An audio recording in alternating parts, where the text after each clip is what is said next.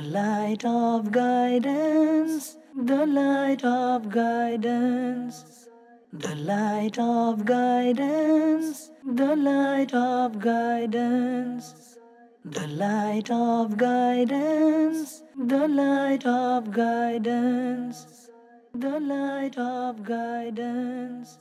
Alhamdulillahi Rabbil Alameen wassalatu wassalamu ala Sayyidil Mursaleen amma ba'd fa'a'udhu billahi minash shaytanir rajeem bismillahir rahmanir rahim as-salatu wassalamu alayka ya Rasulallah as-salatu wassalamu alayka ya Habiballah as-salatu wassalamu alayka ya Nabiyallah wa ala alika wa ashabika ya Noorallah. Prophet of mankind, the peace of our hearts and mind, the most generous and kind sallallahu alaihi wasallam is reported to have said, the one who recites durood, salutation, salawat once upon me, Allah subhanahu wa ta'ala showers 10 mercies upon that person. 10 of his sins are forgiven and his rank is elevated 10 times. Subhanallah. Sallu ala al-Habib. Sallallahu ta'ala ala Muhammad. Sallallahu ta'ala alayhi wa sallam. Salatu wa salaman alayki ya Sayyidi ya Habibi ya Rasulullah. Sallallahu ala Muhammad. Sallallahu alayhi wa sallam. Marhaba, khush amdeed. Welcome to one and all to another exciting and beautiful silsila of this beautiful series which is aired on Madani Channel, that is none other than the light of guidance. Alhamdulillah, we all know the light of guidance refers to the beautiful religion of Islam, the deen of Allah subhanahu wa ta'ala, the religion which teaches us peace, the religion which teaches us harmony, the religion which teaches us muhabbat and love, the religion which teaches us brotherhood, the religion which teaches us the love not only of our parents but the love of our relatives, our family members, our elders, our brothers, sisters, and those around us as well. Subhanallah, subhanallah. Yes, the light of guidance. How beautiful is this light of guidance? Alhamdulillah, in the previous episodes, we have discussed some very important and beautiful topics which are also relevant to the youngsters, the youth of today. Because indeed, the youngsters are the future generation. They are our future leaders. They are going to be the leaders tomorrow. Subhanallah, subhanallah. So today, if we rectify them, if we put good things, good thoughts in their hearts, in their mind, then tomorrow they will be able to rectify the coming children. Subhanallah. And likewise, this environment will become a beautiful and fragrant environment. Subhanallah, subhanallah. Before we discuss today's episode, let's all make good intentions. Nabi sallallahu alayhi wasallam has stated, Niyatul mu'mini khayrun min amalihi. The intention of a believer is better than his actions. Make good intentions, and the more good intentions you make, the more reward you will attain from the exalted court of Allah subhanahu wa ta'ala. No doubt, make good intentions such as I will listen to the entire program from beginning to end. Inshallah, whenever I hear the name of Allah, I will say Jalla Jalaluhu or Ta'ala or Subhanahu wa Ta'ala or Azza wa Jalla. And likewise, when I hear the name of the beloved Habib sallallahu alaihi wasallam, when I hear the name Muhammad sallallahu alaihi wasallam, I will place my thumbs on my lips and place them over my eyes. I will recite durood upon Nabi sallallahu alaihi wasallam. Subhanallah, when I hear the name of any sahabi of Nabi sallallahu alaihi wasallam, I will say radiyallahu ta'ala anhu, and if it's a female, I will say radiyallahu ta'ala anha. If I hear the name of any wali of Allah subhanahu wa ta'ala, I will say rahmatullahi ta'ala alayhi. Likewise, these kind of good intentions you may make. The more good intentions you make, the more reward you attain from the exalted court of Allah subhanahu wa ta'ala. Subhanallah, subhanallah. Today's topic is very beautiful topic, something which needs to be discussed in today's time, especially something which unfortunately many of us overlook and many of us sideline this important topic. Many of us don't focus on this beautiful topic which we are going to discuss today. I will first narrate a very beautiful incident with regards to Sayyidina Isa Nabiyina wa alayhi salatu wassalam. And from this, inshallah, we will then go towards our beautiful topic. Sallu ala al-Habib, sallallahu ta'ala ala Muhammad, sallallahu alayhi wasallam. A man once came to Hazrat Sayyidina Isa ala Nabiyina wa alayhi salatu wassalam and said that I wish to stay in your company so that I may acquire the knowledge of Sharia. Subhanallah. So Hazrat Isa alayhi salam permitted the person to stay with him. During a journey, Hazrat Isa alayhi salam and this person reached a canal where he alayhi salam said, let's eat. He alayhi salam had 3 pieces of bread. After both of them had eaten 1 piece of bread each, Hazrat Isa alayhi salam went to drink water from the canal. In the meantime, this person hid the 3rd piece of the bread. This person was accompanying Hazrat Isa alayhi salam. When Hazrat Isa alayhi salam returned, he asked this person, where is the 3rd piece of bread? So this man lied. And he said, I don't know. Hazrat Isa alayhi salam did not say anything. After some time, Hazrat Isa alayhi salam said, okay, let's carry on. Let's carry on with our journey. Let's move ahead. On the way, they saw a deer with 2 of its fawns. A deer with 2 of its children, 2 of its babies. Hazrat Isa alayhi salam called one of the fawns and the fawn came to him. Allah. The Anbiya and the Prophets of Allah subhanahu wa ta'ala have the ability of speaking to animals as well. Subhanallah, subhanallah. And we also see this in the blessed seerah of Nabi sallallahu alayhi wasallam, that yes, the animals came to the court of Nabi sallallahu alayhi wasallam and they actually expressed their problems in the court of Nabi sallallahu alayhi wasallam, and Nabi sallallahu alayhi wasallam could also understand the language and the words of those animals. Subhanallah, subhanallah. This is indeed the greatness of my beloved Habib sallallahu alayhi wasallam. Subhanallah. So if my Nabi sallallahu alayhi wasallam has the ability and the power, the authority of removing the difficulties and solving the problems of even animals, then definitely if any ummati from the bottom of his heart asks and requests in the court of the beloved Rasul sallallahu alayhi wasallam to fulfill our lawful desires, to remove our difficulty, to solve our problems, inshallah, then with the will of Allah subhanahu wa ta'ala, no doubt, indeed, the Holy Rasul sallallahu alayhi wasallam will definitely help the ummati who calls him. Subhanallah, subhanallah, subhanallah. So Hazrat Isa alayhi salam called one of the fawns and one of the fawn came to Isa alayhi salam. Then Hazrat Isa alayhi salam slaughtered it, roasted it, and both of them ate it together. After they finished eating, Hazrat Isa alayhi salam collected the bones of the fawn and he said, Qum bi-idhnillah. Let's stand, rise from the dead by the hukum and the command of Allah subhanahu wa ta'ala. Subhanallah, subhanallah. In no time, this dead fawn stood up and returned to its mother whilst running. Allah, Allah. Then Hazrat Isa alayhi salam said to the men that, I make you swear to Allah, who has empowered me to show this miracle, tell the truth, where is the 3rd piece of bread? Allah, Allah.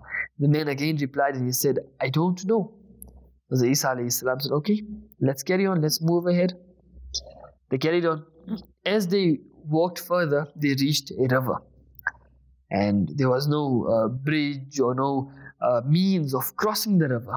So Hazrat Isa alayhi salam held that man's hand and continued to walk on the river until they crossed the river and reached the other side of the river. Allah, Allah. Then Isa alayhi salam said, I make you swear to Allah subhanahu wa ta'ala, who has empowered me to show this miracle, that I can walk on water.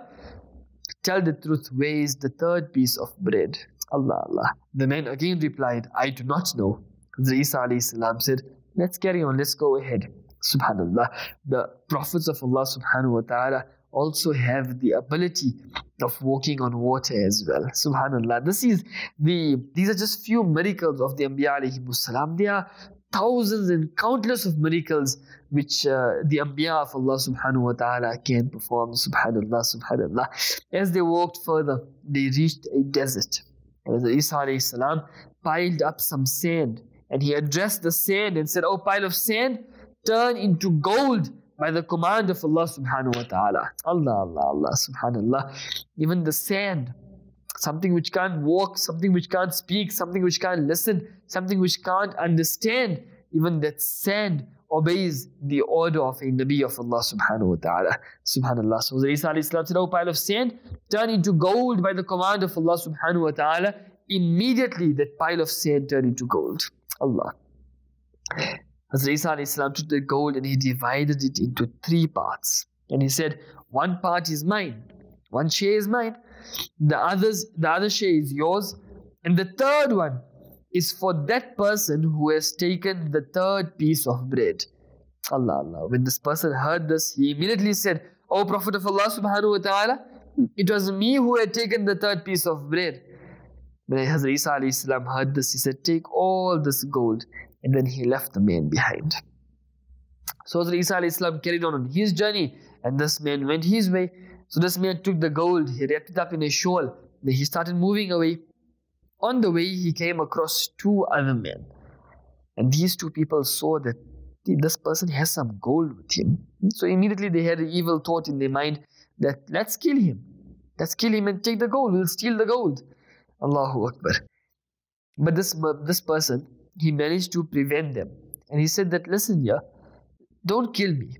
Let's do something. We'll take this gold and let's split it into three pieces. One piece for you, one piece for him, one piece for me. All three of us will be happy. So they agreed.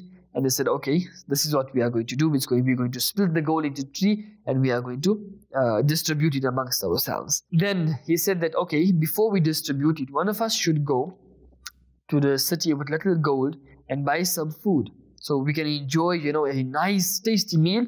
And then we'll sit down when we are full and we'll distribute the gold amongst ourselves. So they agreed. So one person went to buy the food and two of them stayed there looking after the gold. The person who went to buy the food, when he went there, in his heart, greed started coming. And he said that, let's poison this food. So I'll poison the food, I'll take it back to them. They'll eat the food, both of them will die, and all the gold will remain by me. So that's what he did. He poisoned the food and he brought the food back. Here, these two people planned that when he comes, we'll kill him. When he will kill him, there'll only be us two. And both of us will then divide this gold, half for you, half for me. So they said, okay. So there he planned and put poison in the food. Here they planned to kill him. And when he came, both of them murdered him. After murdering him, they were happy that, now it's just us two. Let's sit down, let's enjoy, let's eat first. And then we'll distribute the gold half and half. As they sat down to eat and they ate the food happily, the food was poisoned. And both of them also died. Allahu Akbar. And the gold was still remaining. Hazrat Isa alayhi salam returned with his companions and he came across the dead bodies. Hazrat Isa alayhi salam pointed to the gold and the bodies of the three men and he said, see, this is the reality of the world. It is obligatory for you to stay away from it. Allah, Allah, Allah. This is a beautiful lesson which you come to learn from this beautiful incident. Yes, we come to learn about the mu'jizat and the miracles which the Anbiya of Allah subhanahu wa ta'ala perform, subhanAllah. And even the awliya, the friends of Allah subhanahu wa ta'ala, they also perform many miracles, subhanAllah. The Anbiya of Allah subhanahu wa ta'ala, as we have just learned now, Hazrat Isa alayhi salam spoke to the animals. The animals could understand them. They could understand the animals, subhanAllah. They would even converse with a pile of sand and the sand would even become gold, subhanAllah. They could walk over water. These are the prophets of Allah subhanahu wa ta'ala.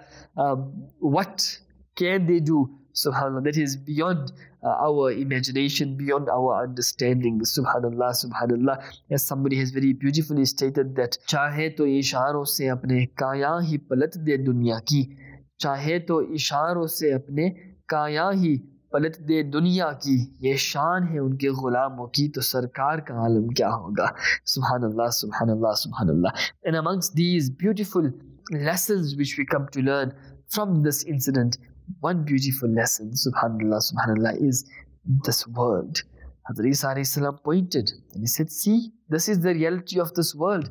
It is obligatory for you to stay away from it. Means the more a person goes after the world, the more further this world runs away from him. And there comes a time where this person's life will end, but this world will never ever come in his grasp.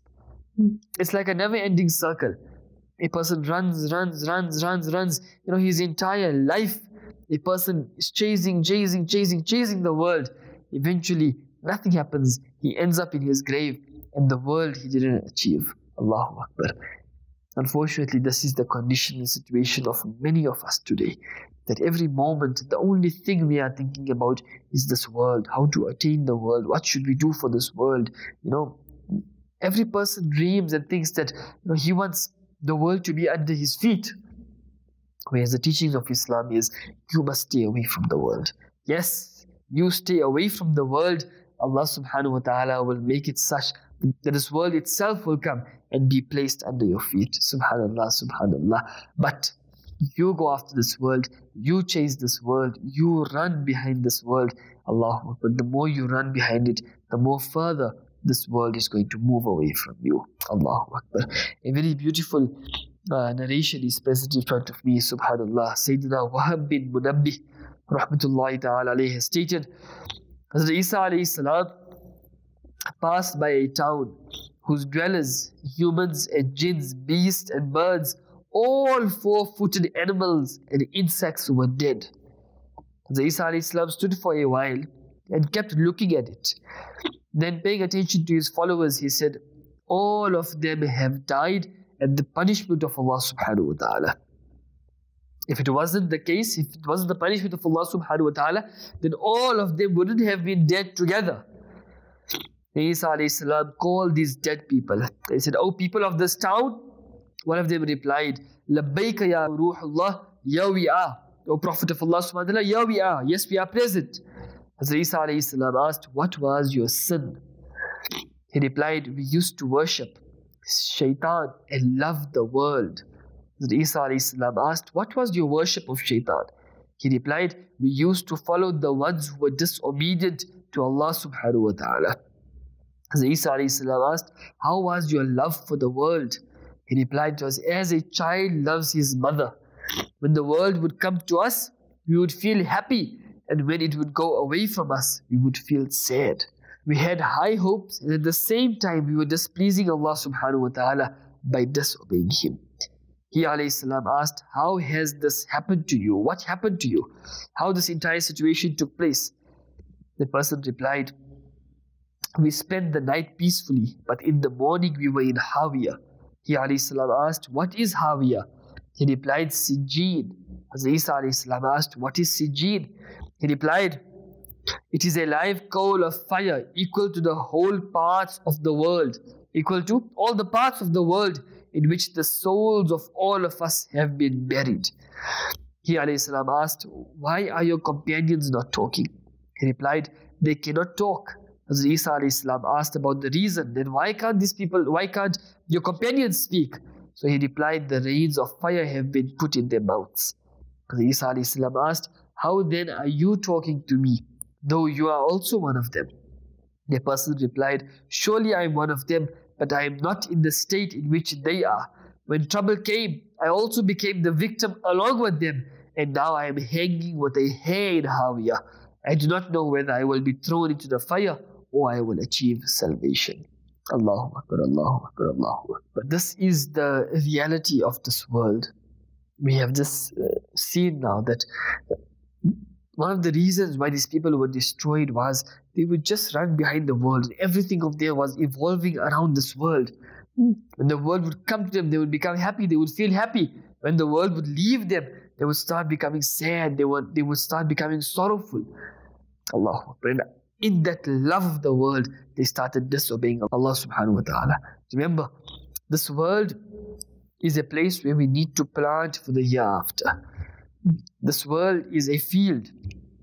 We plant here, whatever seeds we place in this world, the fruits of those seeds we will attain in the hereafter. You plant the seeds of taqwa, the seeds of piety, the seeds of following a right life, the seeds of obeying Allah subhanahu wa ta'ala, the seeds of living your lifestyle according to the Sunnah of Nabi sallallahu alayhi wa sallam.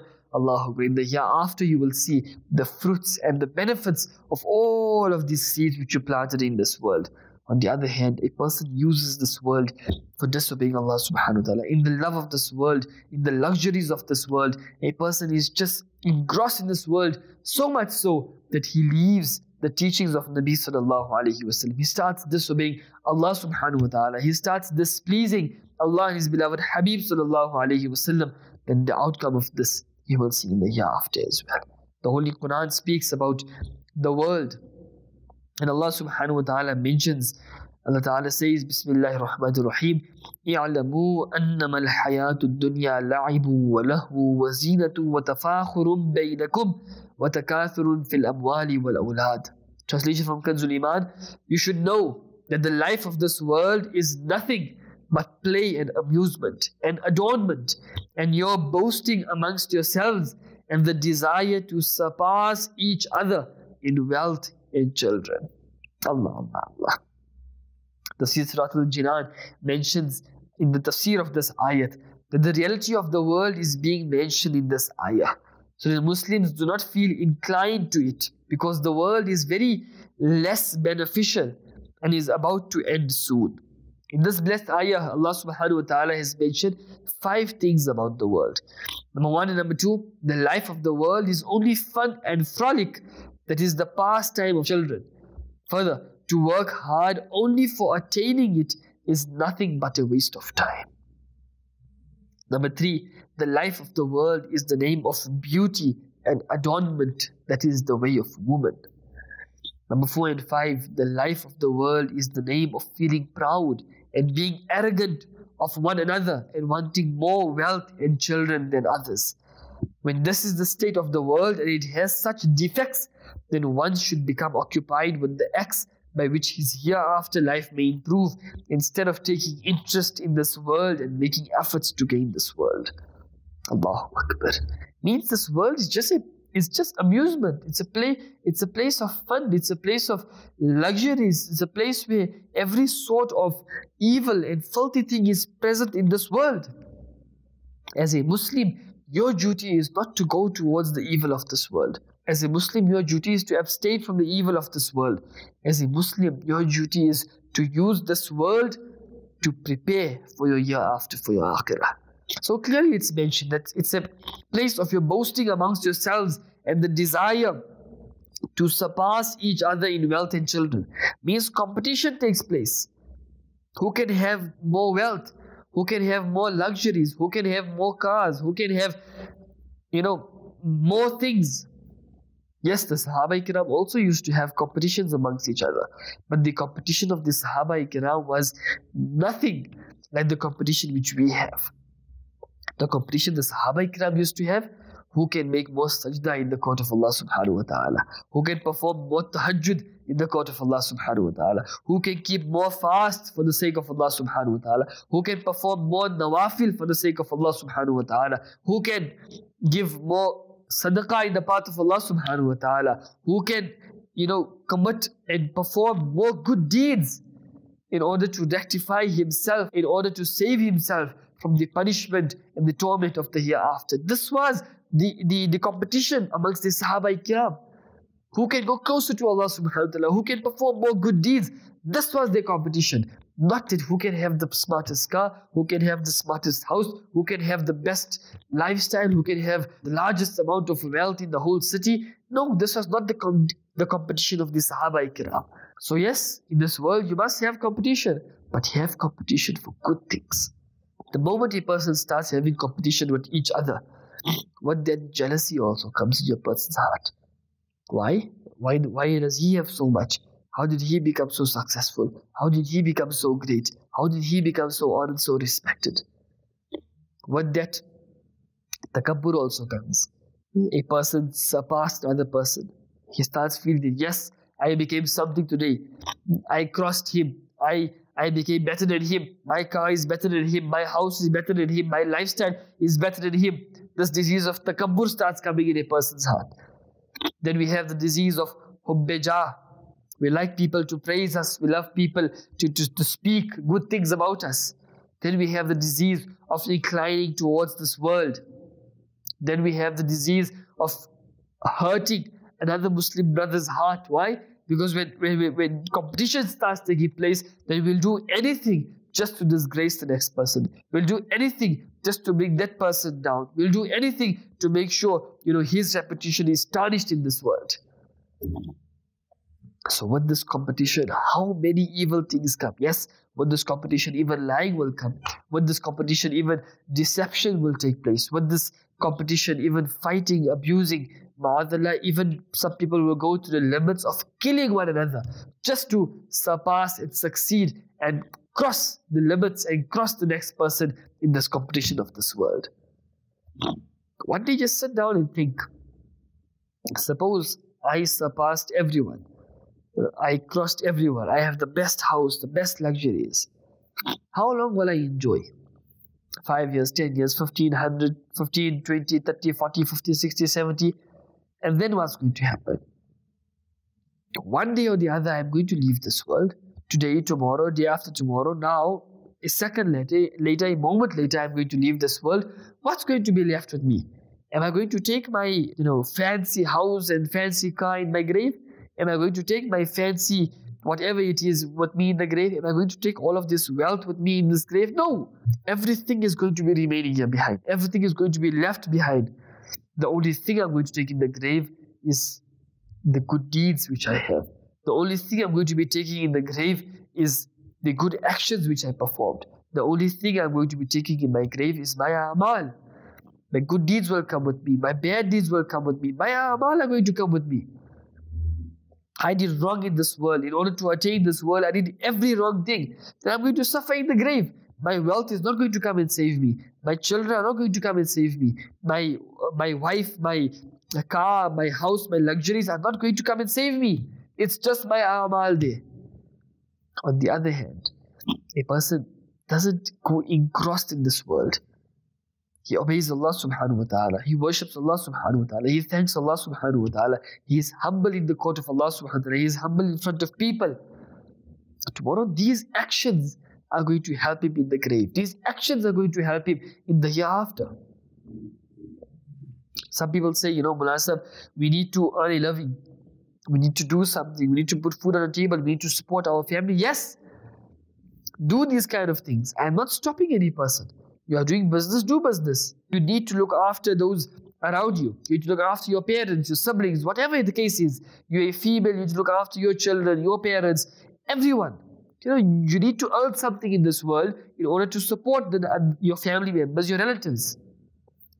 But the moment you're earning, the moment this world, the moment your lifestyle takes you away from Allah subhanahu wa ta'ala, and you start displeasing Allah subhanahu wa ta'ala, you start disobeying Allah subhanahu wa ta'ala, then you must know that this world became an obstacle between you and the court of Allah subhanahu wa ta'ala. The Anbiya alayhimus salam, the Sahaba Ikram, they all performed, many of them did business, they did tijarat. Yes, they traded, they bought, they sold. But that buying and selling did not distract them from their aim. And their aim was, we are in this world to worship Allah subhanahu wa ta'ala. We are not in this world to earn this money. We are not in this world to earn the luxuries of this lifestyle. No.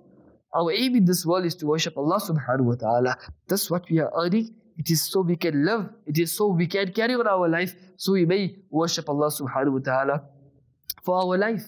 So this is the lesson which the Sahaba Ikram, the Anbiya alayhimus salam, the Awliya Ikram left for you all. This world is there, but it's not a place for you to live in such a way where you even forget that you are going to leave this world one day. Let's listen to what the blessed saints of Islam have said regarding this world. Sayyidina Ali Khawas rahmatullahi ta'ala alayhi has stated, the world is a daughter of the cursed shaitan. Anyone loving the world is the husband of shaitan's daughter. Shaitan visits the world seeking person. The person who seeks this world, shaitan visits him because of his daughter. So, oh my brother, if you want to stay safe from shaitan, do not establish a relationship with his daughter, means with this world. Allahu Akbar. Sayyidina Fudail bin Ayad rahmatullahi ta'ala alayhi has stated that Sayyidina Abdullah bin Abbas radiallahu ta'ala anhuma has said, on the day of judgment, an extremely ugly, blue-eyed old woman with her teeth sticking out will appear in front of people. They will be asked, do you know her? People will reply, we seek refuge in the blessed court of Allah subhanahu wa ta'ala from recognizing her. They will be told, this is the same world you used to be proud of. You used to break off relations due to it, and used to feel jealousy and enmity towards one another because of it, because of this world. Then it, means the world in the form of this old woman, will be put into hell. She will call, oh my Creator, where are my followers and my people? Allah Azza wa Jal will say, bring them also with her. Allah, Allah, Allah. Allahu Akbar. This is the sad reality. This is the reality of this world. It's not a place where a person, should spend every moment, whereas every moment he is heedless and negligent of the worship of Allah subhanahu wa ta'ala. जगह जी लगाने की दुनिया नहीं है, ये इबरत की जा है, तमाशा नहीं है. It's a place where you are supposed to take lessons. It's a place where you are supposed to learn. It's a place where you're supposed to rectify yourself for the hereafter. None of us know if we are going to leave this world in the state of Iman. None of us know what's going to be our last moments in this world, what's going to be our situation. Then why aren't we working to rectify those moments? Why aren't we working to rectify our life? This is the message I want to give you from today's episode. That Allah subhanahu wa ta'ala has created this world, and in this world there are Muslims, there are kuffar, but this world is a prison for the Muslims and Jannat for the kuffar. Yes, the disbelievers are enjoying everything, the luxuries, the bounties, everything of this world they have. In the hereafter they are going to suffer, they will be tormented, they will be punished. And a Muslim in this world, he cannot enjoy every luxury. He can't eat whatever he wants to. He can't drink whatever he wants to. He can't see whatever he wants to. He can't move around. He can't go wherever he wants to. There is limits, because in the hereafter then you will enjoy the eternal, enjoyment in Jannah.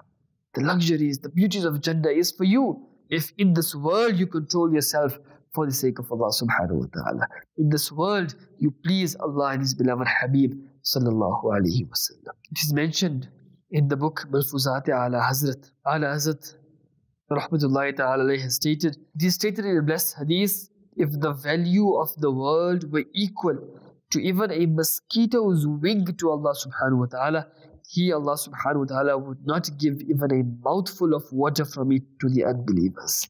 Means the value of this world is not even equal to a mosquito's wing to Allah subhanahu wa ta'ala. There is no value of this world at all. That is why the kuffar have been given this world. They are enjoying every luxuries in it.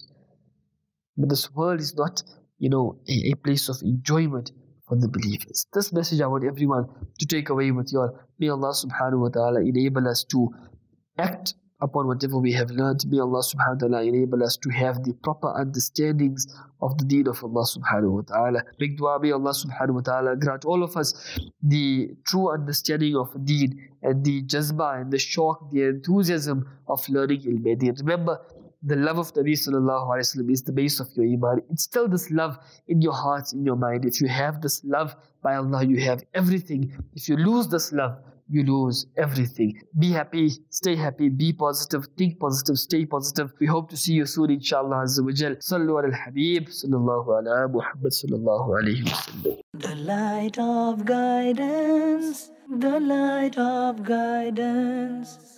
The light of guidance, the light of guidance. The light of guidance, the light of guidance. The light of guidance.